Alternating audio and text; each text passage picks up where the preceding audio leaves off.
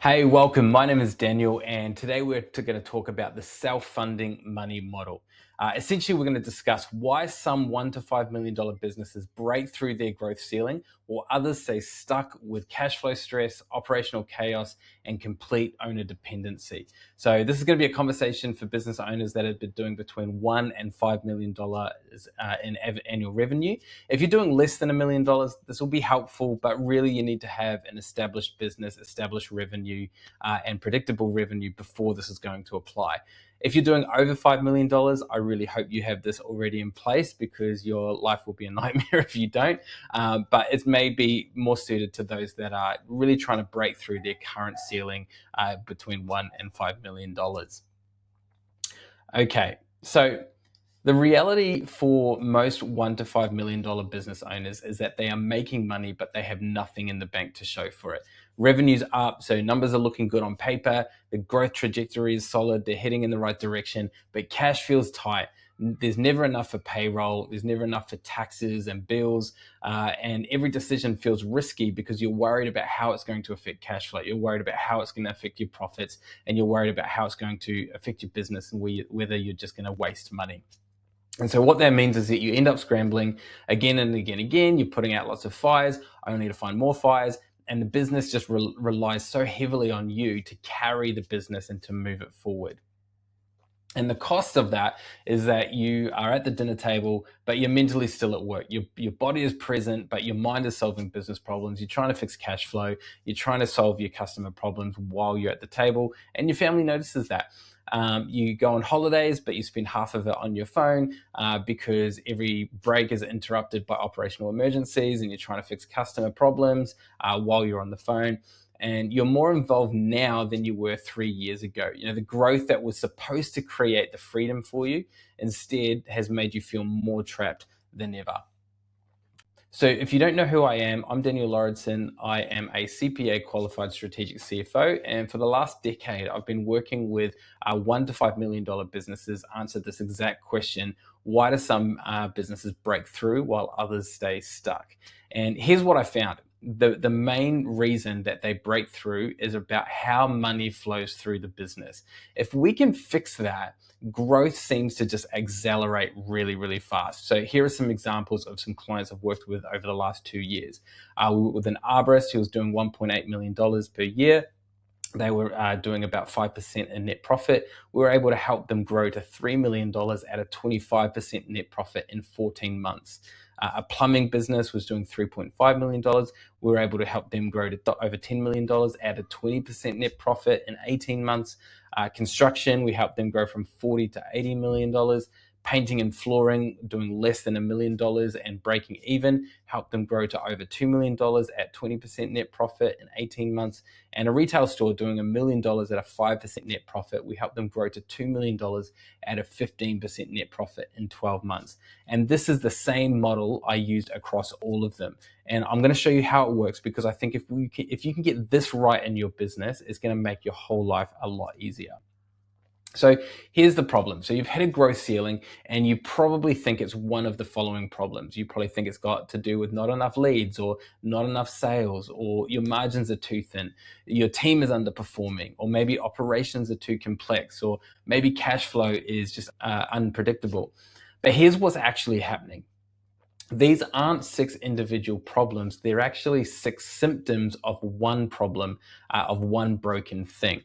But instead, you're trying to fix each individual problem. So when things get tight, you invest in better systems, in CRM, project management, automation, you hire help, getting an operations manager, administration team specialist. You might invest more into marketing, like ads, SEO, agency support, and maybe you try to scale operations. So you get some more staff, you rent a bigger space, and you get new equipment.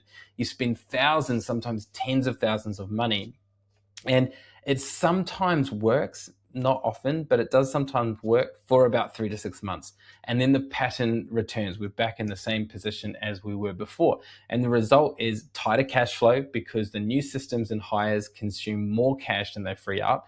We've wasted a whole heap of money that that expensive hire didn't hold it. The software that we spent sits unused. We're working more hours, not less, training people and fixing their mistakes and managing complexity. And we've got more fires to fight because every solution creates new problems to solve. And we might have achieved growth, but the expense of that growth was on profit and cash flow, and that just increases the pressure. So what growth has created is more pressure, not freedom, which the whole point of the growth was to create more freedom. And so that is the main problem. And the reason that this doesn't work is we're treating symptoms, not the underlying problem, because the problem is actually your business model. Now, the business model that you have built up until this point is not a bad business model in and of itself. The reality is you had to build it this way to get it here, but what your business model is now is not going to be the same business model that gets you to the next stage. So what has happened so far is that you've built your business model on intuition, not intention. You've built it on assumptions, not strategy. You've built it on a gut instinct, not design. And you've built it for revenue growth, not profit. And all of these things have meant that your business has become a bit too complex, too unstructured, and too reliant on what's going on inside your head.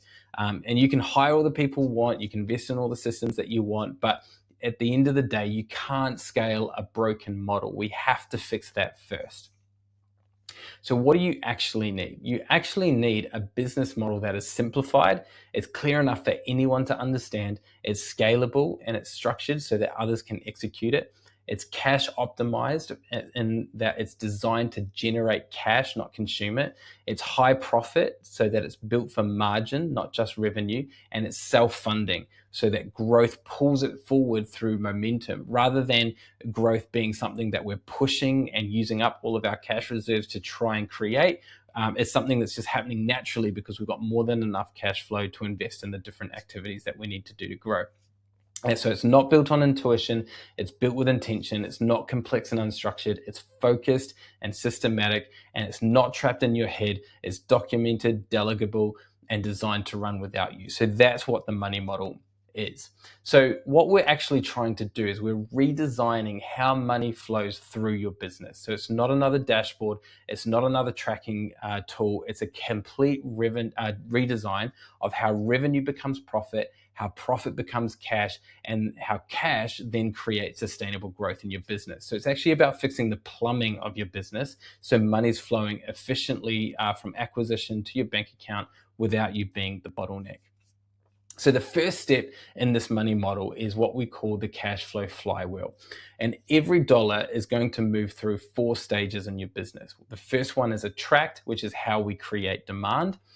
Convert, which is how we maximize profit. So we're converting that demand into profit. The third one is collect, so how we fill the bank account, so how we convert that profit into cash. And then fulfill, which is how we deliver efficiently. So that is how we utilize that cash to deliver efficiently, which is going to create capacity for us to create more demand. So when one of these parts is broken, the whole thing slows down and it makes it really, really challenging. And cash will tend to get clogged up in one of these sections. And one broken link can destroy the whole thing.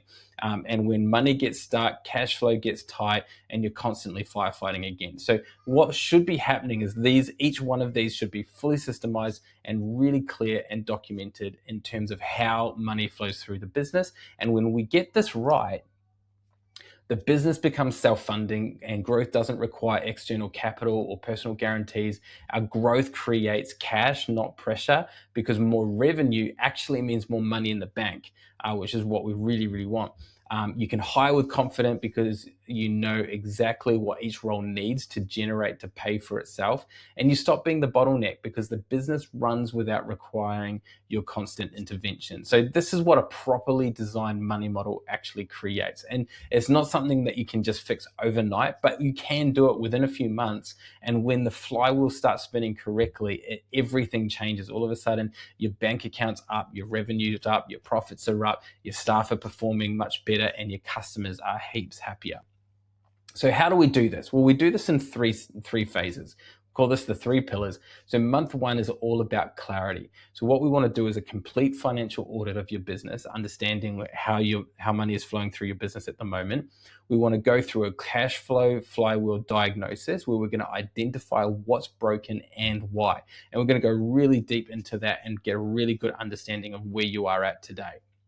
When we go into month 2, we really start to build out your personal self-funding model. We're going to document your money model, and we're going to start identifying areas where we can optimize for profit, and we're going to restructure your cash collection, and then we're also going to identify some areas that we can focus on in terms of our creating demand and also our efficiency of delivery. And those things together is going to really create some momentum, increase profitability, and increase cash flow in your business. Month 3, we kind of shift to owner mode. So that's where we're going to be reviewing monthly CFO reports. We're going to be reviewing a 12-week rolling cash forecast, which is going to help you feel really, really confident in your numbers and in your cash flow. And we're going to have a team decision framework so that the team are able to make decisions without having to come to you consistently, so that you can step back and the business run without you. So what you'll have at the end of that 90 days is a documented money model, clearly defined monthly CFO reports with financial performance and strategic recommendations, a 12-week cash flow forecast so you can see exactly what's coming and plan with confidence, and a decision framework so there's clear rules that your team can act without you. So if that sounds of interest to you, this is for you if you're doing between $1 and $5 million. So you're a proven business, your revenue's up, but life is not getting easier. You're ready to fix the model, not just get reports, and you're willing to change how you make money. And you're also going to commit to a 90-day transformation. But this is not for you if you just want pretty dashboards, if you want results without changing your operations, and if you're expecting magic in the first 30 days. And if you're not willing to challenge or cut your current pricing or terms, or looking for quick fixes or band-aids, this is not for you. This is a holistic, foundational transformation that we're going to do, and it's going to change everything for you if you want it. So the next step is, if this sounds like this could be of interest to you, what I want you to do is book a call with me directly. This will just be you and me. It's not going to be a sales call. It's just going to take 30 to 45 minutes of your time, and we'll diagnose which stage is broken for you, and we'll map out what needs to change and determine if this is a good fit for you. Even if we don't work together, you'll walk away with complete clarity on what to fix next. There won't be a pitch deck or canned presentation, just an honest conversation about your business and what's actually keeping you stuck. And the truth of it all, this is what I want. You didn't start this business to be trapped in it. I want to help you create freedom to live your life outside the business. I want you to have presence with your family for the moments that really matter. And I want to make sure that you've got options about what you do next, whether that's grow, sell, scale back, put in a succession plan, whatever aligns with your personal life goals. That's what we want to achieve. And we can do that, but it does start with fixing your business model, not working harder on something that's already broken, not adding more complexity to an already complex system, just fixing the fundamental way that money flows through your business. If we can fix that, everything else is going to get heaps easier. So, hey, if that sounds like you, I want you to click the button below, book your call now, and I'm really looking forward to having a chat with you about how we can implement this in your business. Talk soon.